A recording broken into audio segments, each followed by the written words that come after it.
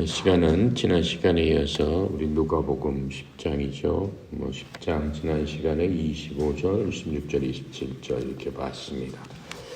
지난 시간에 무슨 말씀이 있었냐면은 한 율법사가 예수님께서 말씀을 하고 있었는데 예수님을 시험을 했다고 그랬어요. 예수님을 시험하면서 예수님께 이렇게 물었죠. 제가 무엇을 해야지 영생을 얻을 수 있겠나이까? 이렇게 물었습니다. 영원한 생명을 얻기 위해서는 제가 할 일이 무엇입니까? 이렇게 물었습니다. 그러니까 예수님께서 그 율법사한테 율법에 뭐라고 기록되어 있더냐? 율법사니까 율법을 맨날 공부하고 이렇게 가르치는 사람 아니겠습니까?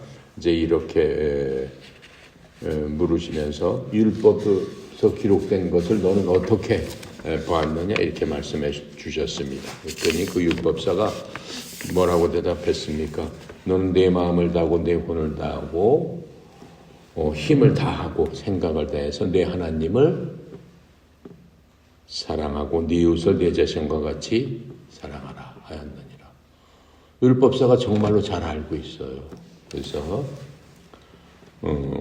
이렇게 얘기를 하니까 예수님께서 율법사한테 그래, 내 말이 맞다. 그러시면서 그렇다면 내가 알고 있는 그것들을 실천해라. 이렇게 말씀해 주셨습니다. 그렇게 하면 내가 살리라. 즉, 내가 영생을 얻으리라. 이렇게 말씀해 주셨습니다. 그러니까는 그 율법사가 뭐예요? 또 예수님 앞에서 뭔가를 자기가 이렇게 지식도 있고 나는 이렇게 가리키는 사람입니다. 뭐 하는 사람입니다. 여태까지 쭉 그렇게 살아왔으니까 그런 것들을 나타내기 위해서 한번 의시되기 위해서 예수님께 다시 얘기를 합니다. 이 사람이 몰라서 그랬겠어요? 그런 거 아니죠. 내 이웃이 누굽니까? 내 이웃을 사랑하라 했는데 도대체 그 말씀하신 율법에서 말씀하신 내 이웃이 누굽니까? 이제 이렇게 말씀하는 것들을 우리가 봤습니다. 29절부터 우리 28절까지 그렇게 됐고 이제 29절부터 오늘 하는 거죠. 29절부터 우리 읽어보면서 주님의 말씀을 나눠보도록 하겠습니다. 29절부터 37절까지 함께 읽도록 하겠습니다. 29절 그 사람이 자기를 옳게 보이려고 예수님께 여짜오되 그러면 내 이웃이 누구입니까? 예수님께서 대답하고 이르시되 어떤 사람이 예루살렘에서 여리고로 내려가다가 강도를 만나매 강도들이 그 옷을 벗기고 때려 거의 죽은 것을 버리고 갔더라. 마침 한 제사장이 그 길로 내려가다가 그를 보고 피하여 지나가고 또 이와 같이 한 레위인도 그곳에 이르러 그를 보고 피하여 지나가되 어떤 사마리아 사람은 여행하는 중 거기 이르러 그를 보고 불쌍히 여겨 가까이 가서 기름과 포도주를 그 상처에 붓고 싸매고 자기 짐승에 태워 주막으로 데리고 가서 돌보아 주니라. 그 이튿날 그가 주막 주인에게 데나리온 2를 주며 이르되 이 사람을 돌보아 주라. 비용이 더 들면 내가 돌아올 때 갚으리라 하였으니 내 생각에는 이 세 사람 중 누가 강도 만난 자의 이웃이 되겠느냐. 이르되 자비를 베푼 자니이다. 예수님께서 이르시되 가서 너도 이와 같이 하라 하시니라. 아멘. 예수님을 시험하는 이제 그 율법사 예수님의 우리가 대화를 봤습니다. 29절에 이제 그렇게 얘기했는데 그 율법사가 자기 자신을 의롭게 보이기 위해서 예수님께 다시 얘기하는 겁니다. 내 이웃이 누굽니까? 누구를 율법에서 얘기하고 있는 겁니까? 율법사가 물어본 것은 뭐 잘못된 게 아니죠. 그 바른 대답은 맞는 얘기를 했습니다. 하지만 그 율법사는 자신에 대해서 개인적으로 자신이 알고 있는 것들을 스스로 실천을 했는지는 의문입니다. 하나님과 그 이웃을 사랑하는 것, 그것이 율법의 기본이라고 그 율법사는 얘기했죠. 그렇게 하면은 영생을 얻을 것이라고 얘기를 했습니다. 그래서 율법사는 그 하나님의 궁휼하심에 자신을 맡긴 것이 아니죠. 맡김으로써 의롭다 되는 것이 아니고 자기 자신 스스로 정당화시키려고 지금 열심히 주님과 논쟁을 하고 싶어 하고 있는 겁니다. 이 율법사는 이런 그 논쟁을 율법사가 이제까지 생활하면서 하던 그 습관대로 한 것입니다. 그러니까는 이 주님한테 그럼 도대체 이웃이라는 그 조건이 무엇인가? 그럼 당신이 한번 그 설명해 보시오. 지금 이렇게 얘기를 하고 있는 거죠. 지금 도대체 내 이웃은 누굽니까? 이제 이렇게 얘기를 한 겁니다. 유대인들은 쉐마라고 해가지고 하나님께서 주신 말씀이 있어요. 그 쉐마는 들으라라는 뜻이에요. 이스라엘아 들으라라고 해서 쉐마 해가지고 어렸을 때부터 모든 사람들이 이스라엘 사람들은 머리에다가 조그만 이렇게 그림에 보면 나와요. 이렇게 머리띠에다가 요만한 가죽 박스 같은 거를 만들어서 그 안에 글씨를 깨알같이 적어서 넣고 댕겨요. 그리고 또 이 어깨에다가 끈을 묶어가지고 그 말씀을 넣어서 넣고 댕겨요. 그러니까 일생 동안 그 말씀이 아침, 저녁, 점심 잘 때 뭐 틈만 나면은 그 말씀을 묻고 다닐 정도로 그 말씀을 소중하게 여기면서 자기 삶의 일부로서 생각하고 있습니다. 그걸 쉐마라고 합니다. 그 쉐마는 모든 이스라엘 사람한테 하나님께서 주신 그 말씀, 이스라엘 민족을 주신 말씀이에요. 어디 있냐면 신명기 6장 4절부터 8절까지 그게 바로 쉐마입니다. 내가 읽어볼 테니까 들어보세요. 신명기 6장 4절부터 8절의 말씀입니다. 오 이스라엘아 들으라. 그거 자체를 쉐마 이렇게 얘기하고 있어요. 우리 하나님은 한 주시니 너는 마음을 다하고 혼을 다하고 힘을 다하여 주 내 하나님을 사랑하라.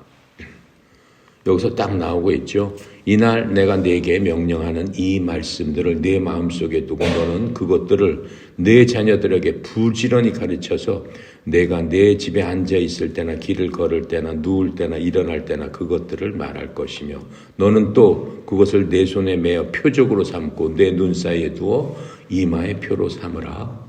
이 말씀대로 그렇게 메고 댕기는 거예요. 그 말씀을 머리띠 끈과 팔뚝의 끈으로 달아가지고. 그러니까는 여기서 포인트는 뭐예요? 신명기 6장 4절이에요. 이스라엘에 들으라. 주 우리 하나님은 한 주시니 너는 내 마음을 다하고 혼을 다하고 힘을 다하여 주 내 하나님을 사랑하라. 목숨 걸고 해야 된다는 거예요. 마음을 다하고 뭐를 다하고 혼을 다하고 힘을 다해서 주 내 하나님을 사랑해라. 이렇게 말씀하신 겁니다. 하지만 여기까지는 잘 알고 있는 거예요. 율법사가 그렇게 얘기했잖아요. 마음을 다하고 혼을 다하고 그렇죠. 뜻을 다해서 내 하나님을 사랑하고 이웃을 사랑하라는 것입니다. 이렇게 대답을 했죠. 하지만 그 율법사는 레위기 19장 18절의 말씀을 또 제대로 알고 있지 못하는 겁니다. 레위기 19장 18절에는 무슨 말씀을 하고 있냐면 너는 원수를 갚지 말고 내 백성의 자손들에게 불평하지 말며 내 이웃을 내 자신과 같이 사랑해라. 나는 주니라. 라고 하면서 그 말씀에 이 말씀을 더한 겁니다. 이렇게 그 주님께서 이제 이 사람의 그 마음을 알고 계시면서 이 말씀을 하신 이유는 이 구약 율법의 특징을 이 사람이 알고 있으면서도 전혀 본인은 실천하지 않는 그러한 사람이기 때문에 그렇습니다. 구약 율법의 특징은 뭐냐면은 자기 자식, 자기 식구뿐만 아니라 가난한 사람, 외국인들, 고아, 과부 이렇게 사회적으로 소외된 사람들을 또 힘없는 사람들을 배려하는 것 바로 그들이 이웃이다라고 성경은 율법에서는 얘기하고 있습니다. 신명기 14장 28절 29절에 보면은 너는 3년이 끝난 때 바로 그 해에 거둔 내 소출에 모든 11조를 가져다가 내 성문 앞에 두어 가난한 사람들 즉 나그네와 아버지 없는 사람들 과부들이 와서 먹고 배부르게 할지니라 이렇게 말씀하고 있는 겁니다. 그렇게 함으로써 내 하나님께서 내게 내 손으로 하는 모든 일들에게 복을 주시리라 이렇게 약속하고 있습니다. 그것뿐만 아닙니다. 신명기 15장 1절부터 11절에는 너는 7년이 끝날 때마다 면제할지니 그러니까 7년마다 빚진 사람에게는 빚을 탕감해줘라. 빚을 받지 말아라 라고 하면서 이러한 면책 규정도 주님께서 주었습니다. 그러면서 곧 너희 가운데 가난한 자가 없을 때까지 가난한 자가 없어질 때까지 그렇게 해라 라고 말씀하고 있습니다. 또 그것뿐만 아닙니다. 가난한 자에 대한 배려에 대해서도 율법에는 강력하게 말씀을 하고 있습니다. 이 뭐라고 써 있냐면은 내 하나님께서 내게 주시는 땅에 내 성문들 중 어떤 성문 안에서든지 내 형제들 중 가난한 사람이 너희 가운데 있거든 너는 내 마음을 강팍하게 하지 말고 내 가난한 형제로부터 내 손을 접지 말라. 무슨 얘기예요? 가난한 형제가 있어서 가난한 형제가 도와달라 그러면은 모른 채 하지 말고 도와줘라 라고 하는 거죠. 그것뿐만 아닙니다. 희년제도라고 그래가지고 이스라엘에서는 7년이 7번씩 지나면 49년이죠. 50년째 되는 해, 이 50년째 되는 해를 희년이라고 그래서 그 희년에는 이 땅에 농부들이 씨를 뿌리지도 말라고 그랬어요. 씨를 뿌리거나 거두지 말고 땅이 저절로 내는 것으로 너희들 수확을 해라 이렇게 말씀하고 있어요. 왜 그래요? 모든 사람이 이 자신의 갖고 있는 하나님으로부터 받은 그런 것들로부터 자유롭게 될 수 있도록 하나님께서 모든 사람에게 자유를 얻도록 해 주셨습니다. 그건 뭐예요? 땅도 희년에는 그냥 쉬게 내버려둬라 라고 말씀하고 있는 겁니다. 그렇게 하면서 레위기 25장 또 10절에 보면 너희는 그 50년째 해, 즉 희년에 거룩하게 지키면서 온 땅에 들어온 거주민들에게 자유를 선포하라. 노예였던 사람들은 희년에는 전부 풀어줘라 라고 지금 말씀하고 있는 겁니다. 그렇게 함으로써 지금 율법의 이 큰 줄기는 뭡니까? 율법은 뭐예요? 우리를 거울과 같다 그러고 그랬잖아요. 우리를 비춰볼 수 있는 어떤 그러한 역할도 해서 우리가 정말 죄인이구나라고 하는 것들을 율법을 통해서 우리가 알 수도 있는 거지만은 율법 안에 흐르는 큰 정신은 하나님을 사랑하고 이웃 사랑하기를 내 몸처럼 해라라고 하는 겁니다. 그렇게 하면서 어떠한 식으로 사랑해라라고 하는 것들을 구체적으로 신명기에서 또 레위기에서 여러 가지 경우를 구체적으로 알려줬습니다. 그러니까는 이 율법사는 어때요? 이런 것들을 연구하고 공부하는 사람이니까 얼마나 잘 알겠어요?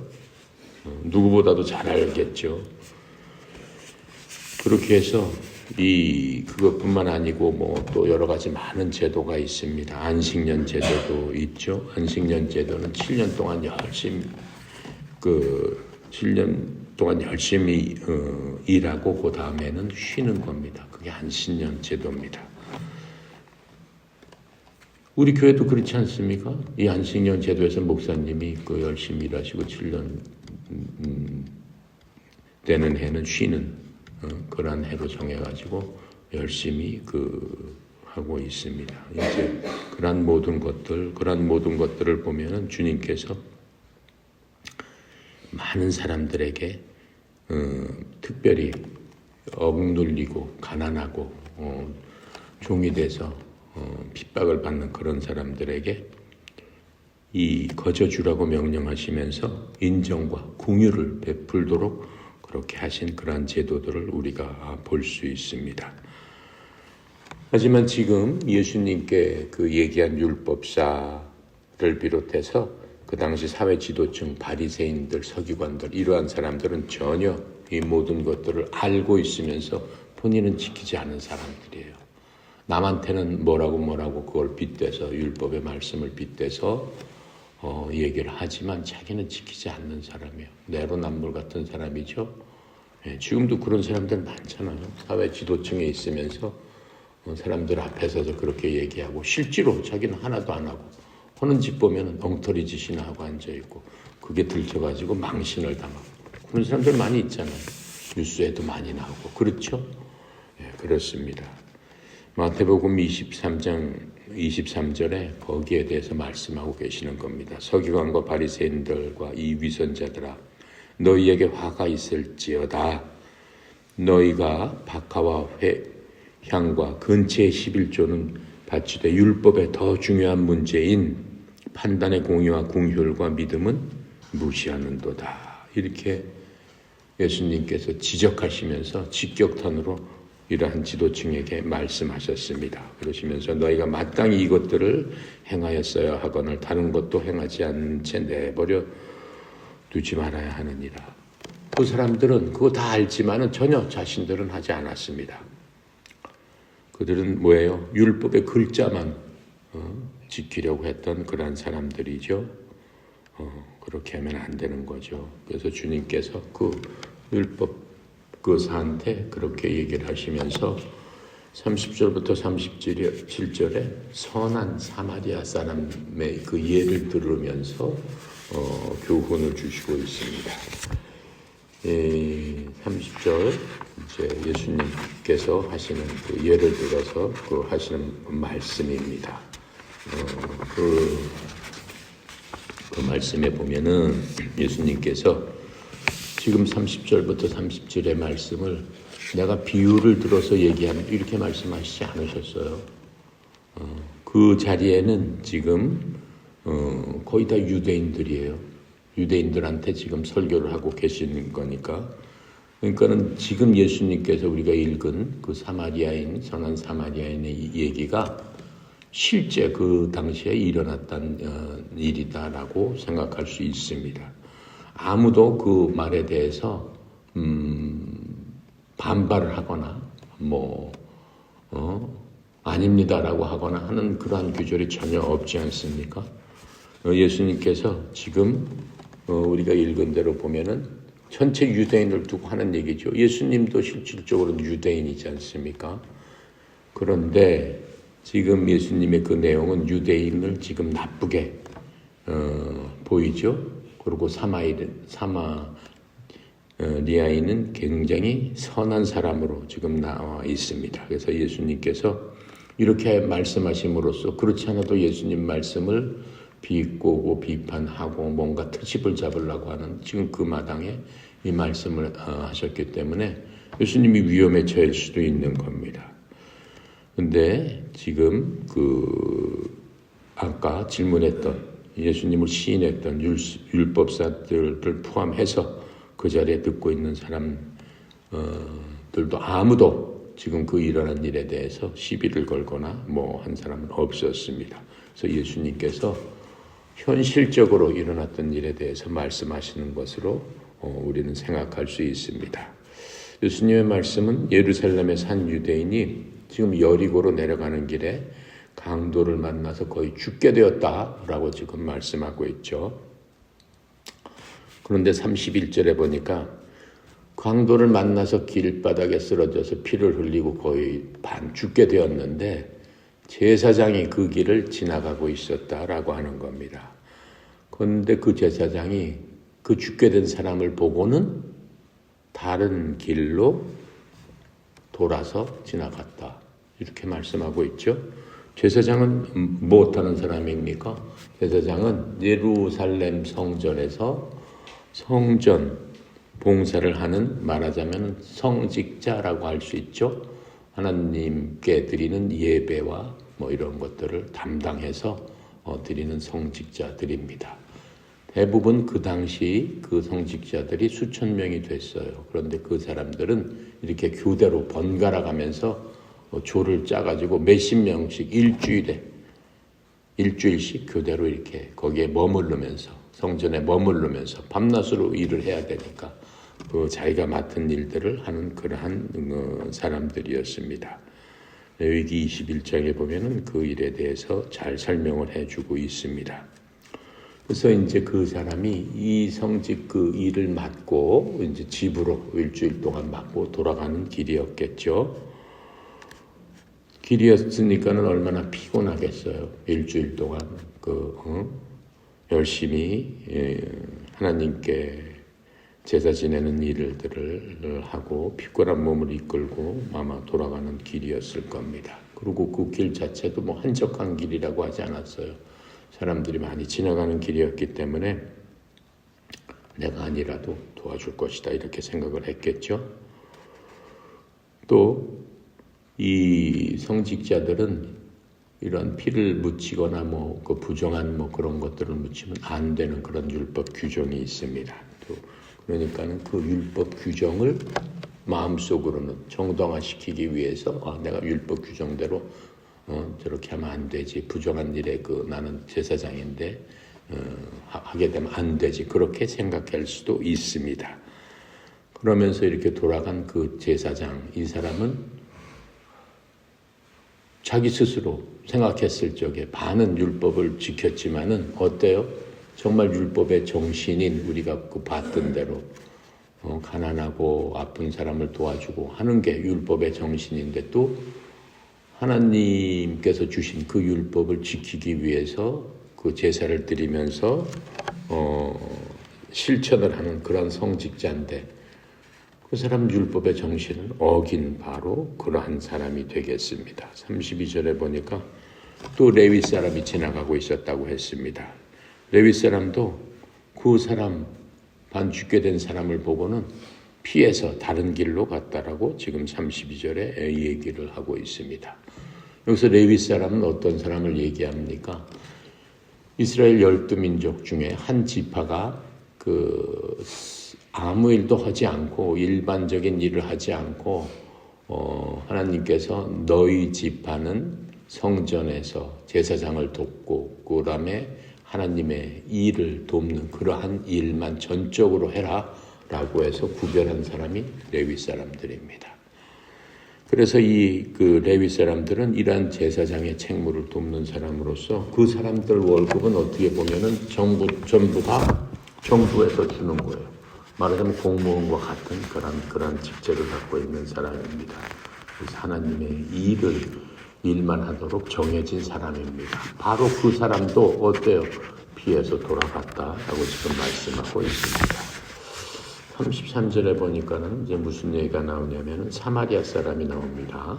사마리아 사람이 여행을 하다가 지금 그 현장에 이르러서 그 사람을 보게 된 바로 그겁니다. 33절에 나오죠. 그래서 이 사마리아 사람은 어떠한 사람이느냐. 역사적으로 볼 적에는 이 북이스라엘에 속해 있던 그 지역에 살던 사람입니다. 사마리아 지역은 북이스라엘에 있었습니다. 그런데 북이스라엘이 BC 721년에 아시리아에 의해서 멸망을 당합니다. 멸망을 당한 이후에 그 이교도들이 이 사마리아 지역을 혼혈민족으로 만들기 위해서 이주 정책을 써가지고 사마리아 지역 사람들은 많은 그 자손들이 혼혈민족이 됐습니다. 이렇게 되다 보니까는 지금 이 사마리아 사람들을 굉장히 멸시하고 원래 이스라엘 사람들이 또 이 사마리아 사람들을 오지 못하도록 금지시킨 그러한 지역도 있었습니다.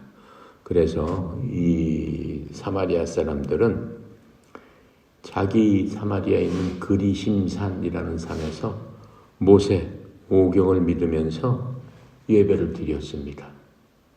그러니까는 모세 오경만 알고 있는 거예요.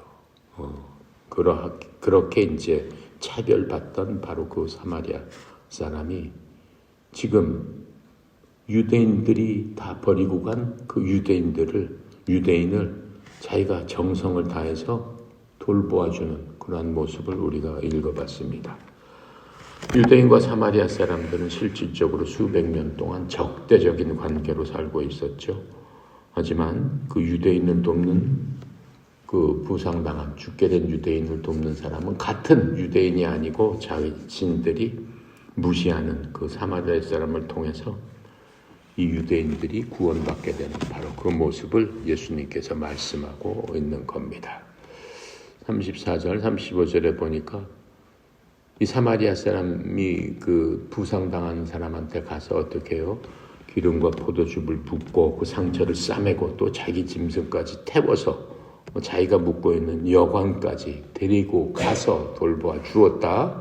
이렇게 얘기를 하고 있습니다. 그것뿐만 아니죠. 이튿날, 그 다음날 이 사람이 다른 여행을 하러 떠나가면서 데나리온 2개를 꺼내서 주인에게 주었습니다. 그러면서 주인에게 부탁을 합니다. 저 부상당한 사람을 돌보아 주고 돈이 부족하면 내가 다시 올 때 와서 갚아주겠다. 이 사람을 내가 올 때까지 잘 돌봐주세요. 라고 이렇게 부탁을 하면서 떠나갔습니다. 그래서 이 사람들은 자신을 그렇게 미워했던 사람을 사랑으로 공일한 마음으로 돌봐주는 바로 그 모습도 자기 돈을 써가면서 이 자기를 미워하는 사람들을 구해주고 또 대신 계산을 해 주었을 뿐만 아니라 다시 와서 그 사람에 대해서 돌봐주고 필요한 돈을 다시 주겠다고 약속까지 했습니다. 바로 이 사람이 예수 그리스도의 마음을 닮은 사람이다 라고 하는 겁니다. 빌립보서 2장 3절부터 5절까지 보면은 우리가 믿는 예수님은 어떠한 마음을 가지셨는가라고 하는 것에 대해서 정확하고 분명하게 말씀으로 알려주고 계십니다. 빌립보서 2장 3절부터 5절 어떤 일도 다툼이나 헛된 영광으로 하지 말고 오직 겸손한 생각으로 각각 자기보다 남을 더 낫게 여기며 각 사람이 자기 일들만 돌아보지 말며 각 사람이 남의 일들도 돌아보라. 너희 안에 이 생각을 품고 살지니 그것은 그리스도 예수님 안에도 있던 생각이니라. 이게 바로 예수님의 생각이에요. 예수님께서 이 땅 사시면서 십자가에 돌아가시고 모든 사람의 죄를 위해서 기꺼이 어린 양 대속해서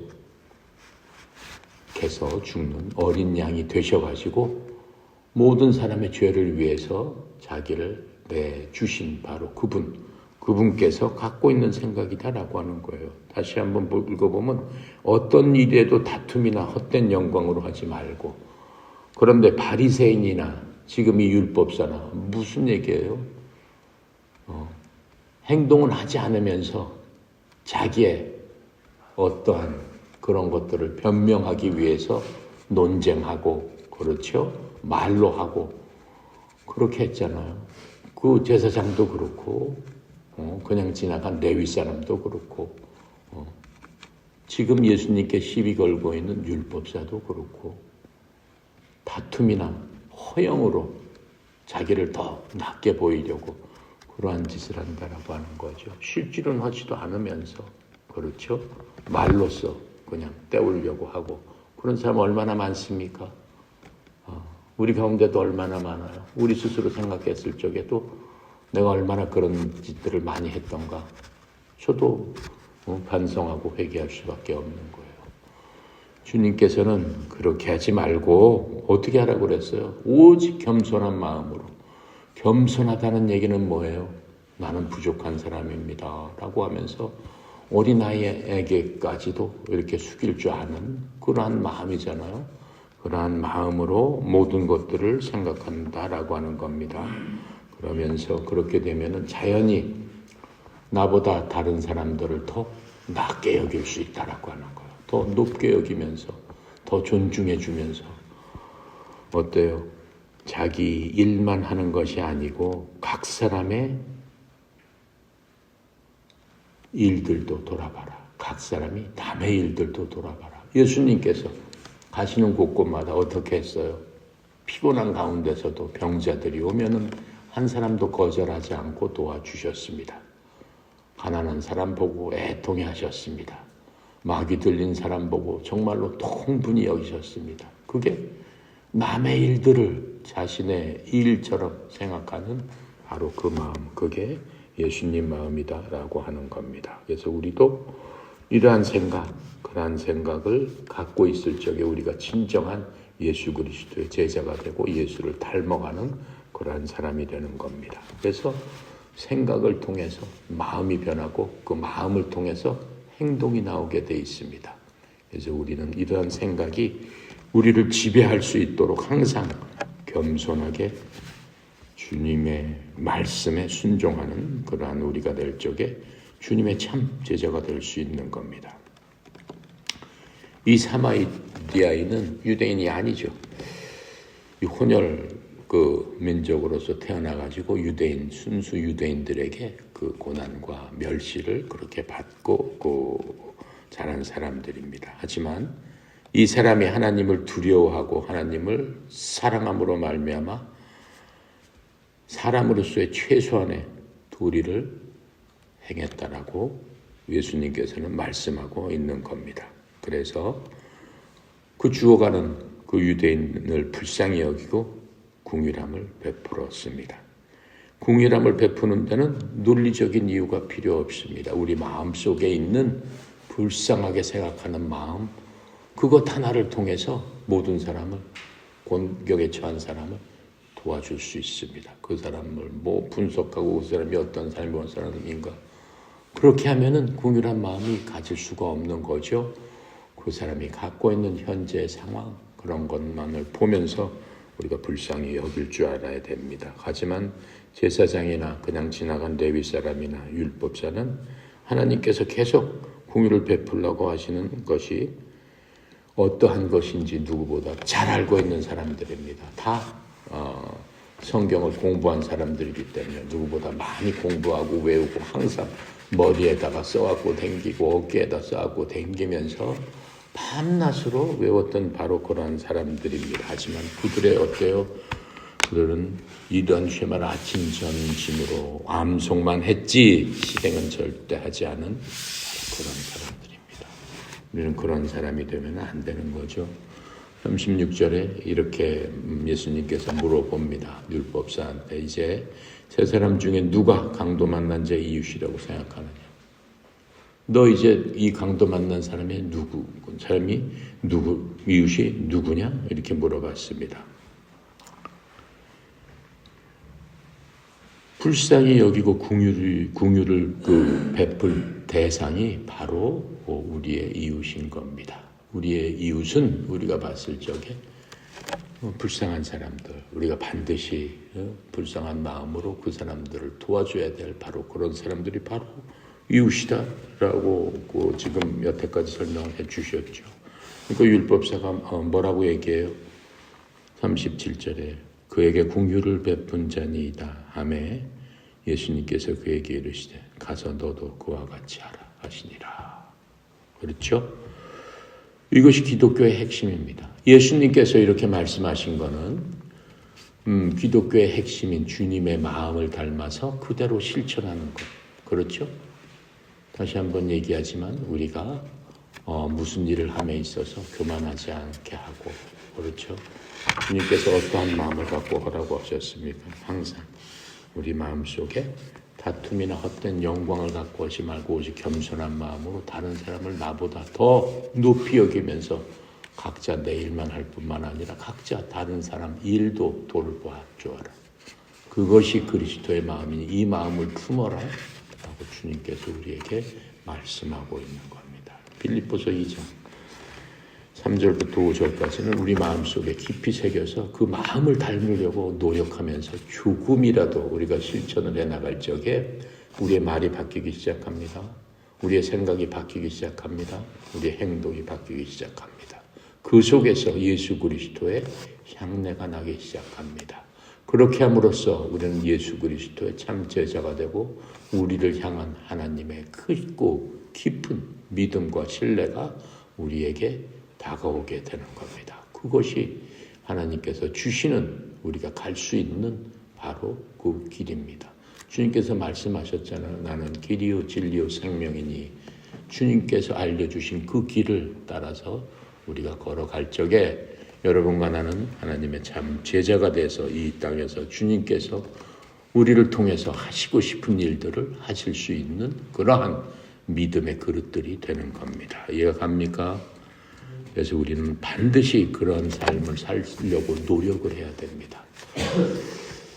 이 세상에서 우리가 살다 보면은 참으로 내가 지금 이 순간에는 말씀을 듣고 하나님 말씀을 읽고 하나님 말씀을 외우면서 나도 이렇게 살아야지 라고 하는 때가 있지만은 딱 그 말씀을 딱 놓고 현실로 나갔을 적에 참으로 어려움을 당하게 됩니다. 오직 했으면 이스라엘 사람들이 그 쉐마 너는 마음을 다하고 목숨을 다하고 혼을 다하고 생각을 다해서 내 하나님을 사랑해라.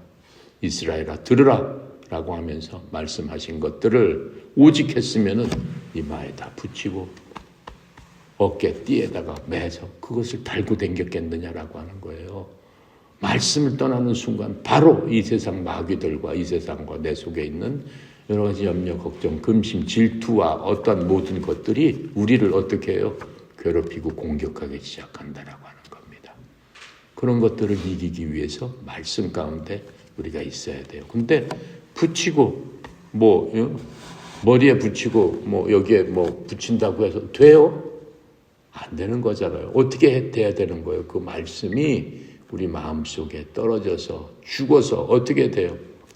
뿌리가 내려야지 된다라고 하는 겁니다. 그렇게 뿌리가 내리기 위해서는 어떻게 해요? 하나님과 깊은 교제를 해야 되는데 깊은 교제는 우리 인간의 힘으로는 할 수 없습니다. 무엇으로 해야 돼요? 능력이신 성령님을 통해서 우리가 하나님께 나갈 수 있어야 돼요. 성령님께 나가는 방법이 뭡니까? 내 속에 계신 성령님께. 여러분 속에 여러분이 너무 많으면 성령님께서 앉아있을 자리가 없어요. 여러분 속에 여러분을 어떻게 해요? 비울 적에 누가 채워진다는 거예요? 성령님께서 채우기 시작한다라고 하는 겁니다. 그게 성령님으로 충만해지시는 방법입니다. 이해가 가죠? 그러기 위해서는 여러분들이 말씀과 친해져야 돼요. 말씀 없이는 성령님을 움직일 수 없어요. 친해질 수 없어요. 성령님은 오직 말씀으로, 오직 믿음으로. 그렇죠? 그것으로 성령님은 대화가 되고 교제가 되고 또 성령님의 능력이 여러분 속에서 발휘될 수 있는 거예요. 성령님의 능력은 대단한 거예요. 여러분은 권세를 갖고 있어요. 권세는 뭐예요? 영접하는 자, 그 이름을 믿는 자에게 하나님의 자녀가 되는 뭘 주셨으니? 권세를 주셨으니. 권세는 뭐예요? 힘이 아니에요. 여러분 그 운전하죠?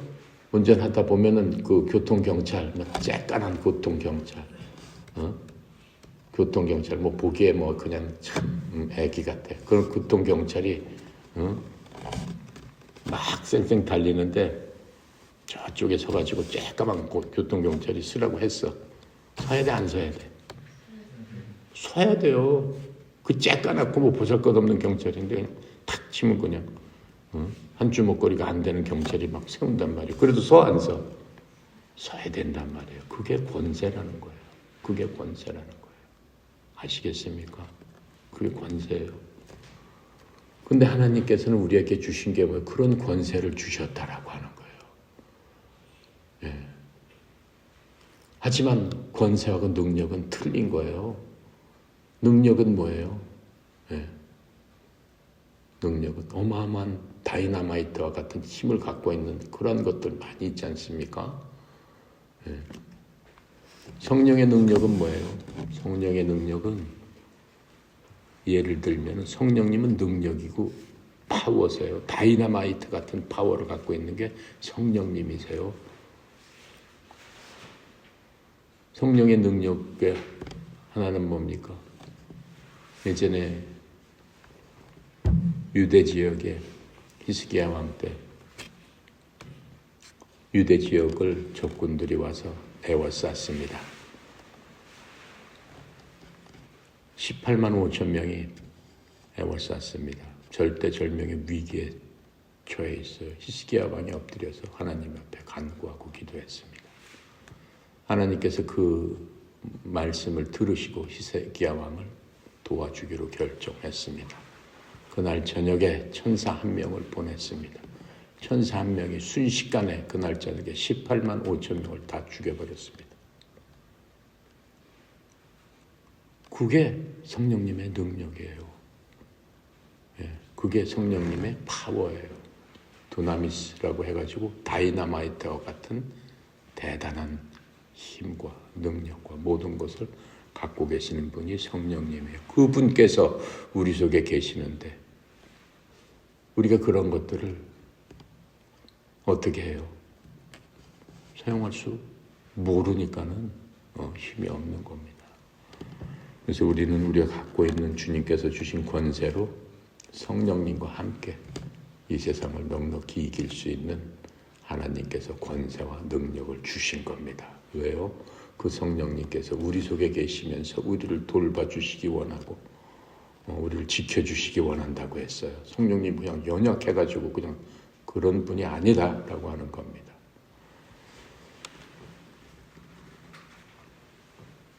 자, 그래서 이제 하나님께서는 자기 백성에게 이방인과 적에게도 자비를 베풀라고 주님은 말씀해 주셨어요. 출애굽기에 보면은 23장 4절 5절에 보면은 내가 만일 내 원수의 길 잃은 소나 나귀를 만나거든 반드시 그것을 그에게 돌려줄 것이다. 이렇게 말씀하시면서 원수의 그 어려운 환경까지도 돌봐줘라 이렇게 말씀하고 있는 겁니다. 이런 말씀을 통해서 우리는 모든 사람들과 이웃이 될 수 있어야 되는 겁니다. 지리적, 인종적, 사회적 어떠한 지위와 아무 관련이 없는 겁니다. 사람들이 우리를 필요로 곳이면 어디든지 이웃이 될 수 있고 예수 그리스도처럼 긍휼을 베풀 수 있어야만 합니다. 그래서 많은 선교사들이 어디든 가서 그들의 이웃이 되기 위해서 목숨 걸고 예수 그리스도의 사랑을 실천하는 것 아니겠습니까? 예수 그리스도의 마음으로 그들을 돌보고 또 그들과 함께 울고 웃으면서 예수 그리스도를 몸으로, 행동으로, 마음으로 전하는 바로 그분들입니다. 여러분과 나는 그렇게까지는 못하지만은 우리의 삶의 현장에서 예수 그리스도의 마음을 갖고 예수 그리스도의 사랑을 전할 수 있는 그러한 사람이 돼야 되는 겁니다. 그래서 이 율법사가 처음에는 이웃이 도대체 누굽니까? 라고 하면서 예수님께 복잡하고 어떤 철학적인 문제로 예수님과 논쟁을 해보려고 했지만은 예수님은 뭐라고 말씀하세요? 이 사마리아인의 예를 들으면서 단순하고 실제적인 것으로 설명을 해 주셨습니다. 예수님은 이러한 것들을 의무에서 사랑으로 의무가 아니고 사랑으로 실천하라고 하시는 겁니다. 그 다음에 사람들이 좋아하는 것처럼 논쟁이 아니고 행동으로 단순하게 실천하라고 하시는 겁니다. 예수님께서 이 율법사의 토론에 대해서 비난하지는 않으셨습니다. 예수님께서 이러한 논쟁을 율법사에게는 변명으로 사용하지 말아라 라고 지금 경고하고 계시는 겁니다. 그래서 제사장 거래인들은 어때요? 그들의 게으름으로 인해서 사마리아 사람이 행한 것보다 더 많은 것들을 잃게 된 겁니다. 그들은 어때요? 이 악한 세상에서 특별히 지도층이기 때문에 선한 영향력을 가질 수 있었지만은 그들은 어떠한 영향력을 선택했습니까? 선한 것과는 반대인 아주 나쁜 영향력을 선택한 바로 그 사람들이었습니다. 그래서 이 사마리아인의 이 긍휼한 불쌍히 여기는 마음은 세상 사람들에게 희생적인 사역에 대한 선한 영향력을 주었다라고 지금 할 수 있죠. 그래서 그 선한 영향력을 준 이 사마리아 사람의 그 사역이 절대로 헛된 것이 아니다라고 하는 겁니다. 하나님께서는 갚아주시되 수십 배, 수백 배로 갚아주신다고 하셨습니다.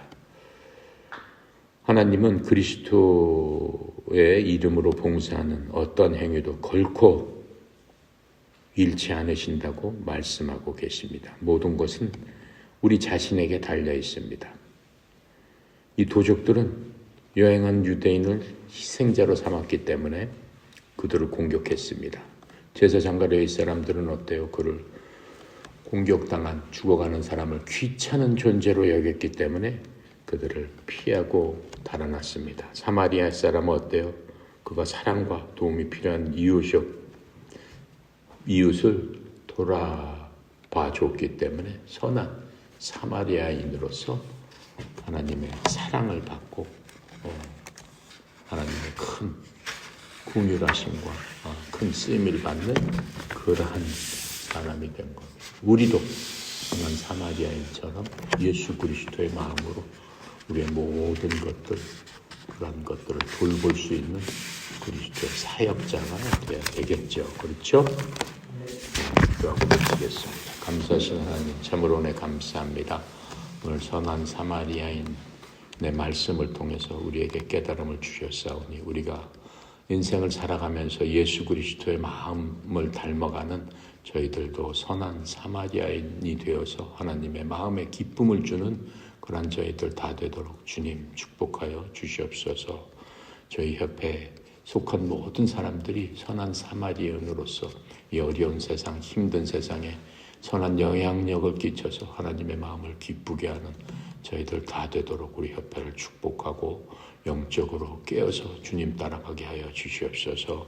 성령님 제자님에게 주님 힘주시고 능력 주셔서 하나님께서 주시는 그 능력으로 우리 협회가 참으로 하나님의 보기에 아름다운 협회로 이끌어 나갈 수 있도록 축복하여 주시옵소서.